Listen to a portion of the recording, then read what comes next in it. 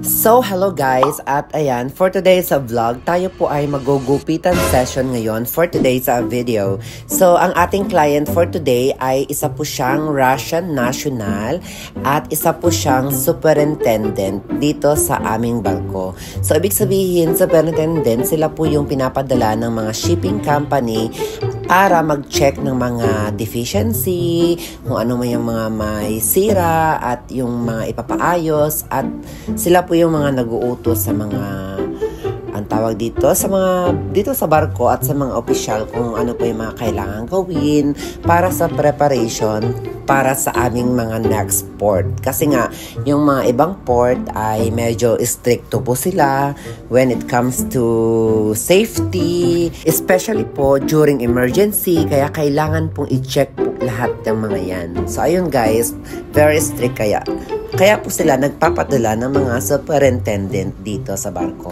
Pero po, sila po ay hindi rin po sila nagtatagal dito sa amin or nag-i-stay dito sa barko. Siguro, meron din silang mga 1 week or 2 weeks para mag-stay lang dito. Kasi nga, nag-check lang naman sila.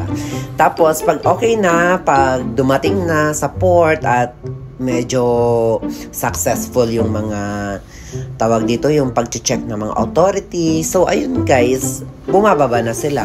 And alam nyo guys, pag hindi kasi pumasa ang barko sa mga standard ng mga port authority, especially sa mga US, China, ay maaari pong mag-fine ng malaki ang barko and maaari pong ma-detain yung barko. So, hindi siya makakapag-operate. Kaya, kailangan po talagang mabusisi at talagang i-check ng mabuti kung ano po yung mga kailangang ayusin. So, ayun.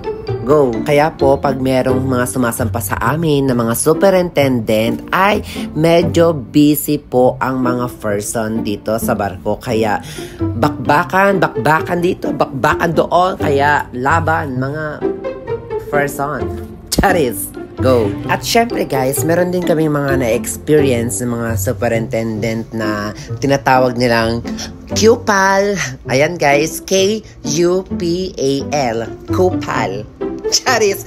At ayan guys, pero totoo po talaga, may mga Kupal po talaga ng mga superintendent. At yung mga ibang superintendent ng hard time, channeling. Pero hindi naman po lahat ng mga superintendent, pero mangilan-ngilan naman po yung mga ganyan na Kupal. Charis! Pero ganun pa man guys, laban pa rin, kahit ano pa yan, laban pa rin tayo dahil isa tayong Pilipino. Charis! Kaya go! Pero itong ginugupitan kong superintendent ngayon ay isa po siyang